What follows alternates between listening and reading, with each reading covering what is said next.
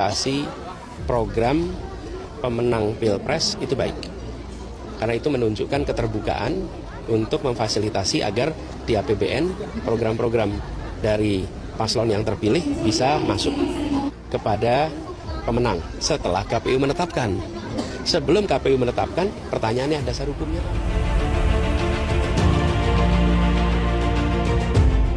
Baik, Assalamualaikum warahmatullahi wabarakatuh. Jumpa lagi dengan kami, tim On Cam Infotainment. Baik, pada kesempatan kali ini, saya akan menyampaikan beberapa hal tentang hasil hitung suara pemilu Presiden dan Wakil Presiden RI 2024. Pertanggal 5 Maret 2024, KPU telah memperbarui hasil hitung suara atau real count pemilu 2024. Suara yang masuk hingga pagi ini telah mencapai 78,10%, dilihat dari situs pemilu2024.kpu.go.id. Kemudian data yang telah ditampilkan berasal dari 642.918 dari 823.236 TPS, atau progresnya telah mencapai 78,10%. Berdasarkan data yang ditampilkan KPU, pasangan calon presiden dan wakil presiden nomor urut 2 Prabowo Subianto Gibran Rakabuming Raka unggul dengan perolehan suara di angka 58,82%. Disusul pasangan Anies Muhaimin dan Ganjar Mahfud, di mana Anies memperoleh suara dengan persentase 24,49%, sementara Ganjar Mahfud hanya sekitar 16,68%. Hasil yang ditampilkan KPU ini bukan hasil akhir pemilu 2024. KPU menyatakan, publikasi form model C atau D hasil adalah hasil penghitungan suara di TPS dengan tujuan memudahkan akses informasi publik. KPU menyatakan penghitungan suara yang dilakukan oleh KPPS, rekapitulasi hasil penghitungan suara, dan penetapan hasil pemilu dilakukan secara berjenjang dalam rapat pleno terbuka oleh PPK, KPU Kabupaten atau Kota, KPU Provinsi, dan KPU berdasarkan ketentuan peraturan perundang-undangan.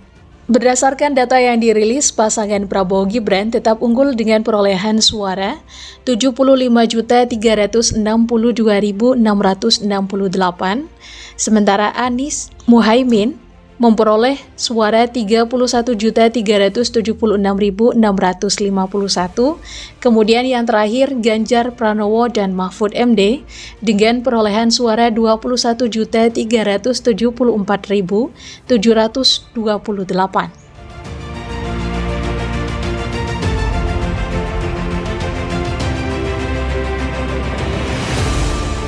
Terlepas dari hasil hitung KPU, pasangan nomor urut 2 Prabowo Subianto dan Gibran Rakabuming Raka tampak sudah mulai mencanangkan perealisasian program makan siang gratis.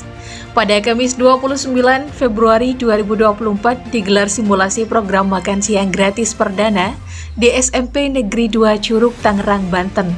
Terlihat Menteri Koordinator Bidang Perekonomian Erlangga Hartanto menghadiri simulasi makan siang gratis ini.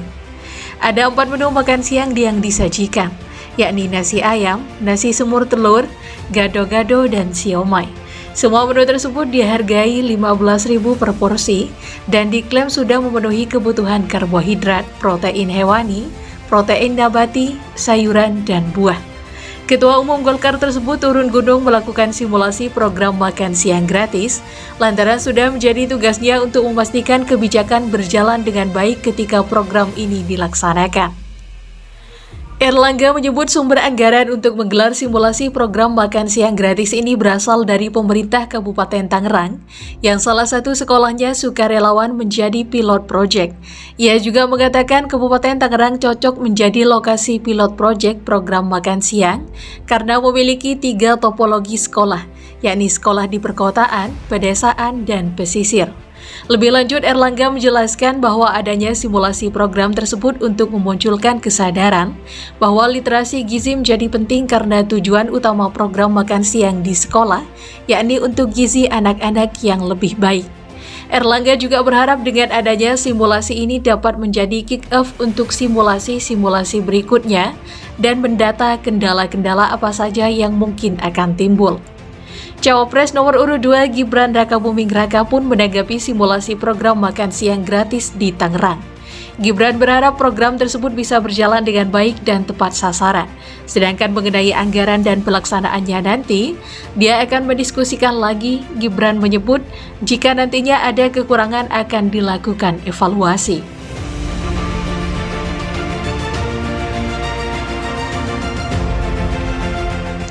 Sementara itu, Kepala Perwakilan Bank Dunia untuk Indonesia dan Timur Leste, Satu Kahnonen, menilai program makan siang gratis perlu direncanakan dengan matang. Menurutnya, pemerintah perlu terlebih dahulu menetapkan dengan pasti bentuk dan sasaran program tersebut. Pembahasan soal program makan siang yang dibesut Prabowo di sidang kabinet pada Senin 26 Februari 2024 lalu memang menjadi sorotan. Lantaran pembahasan ini dilakukan saat Prabowo belum resmi ditetapkan sebagai pemenang pemilu 2024.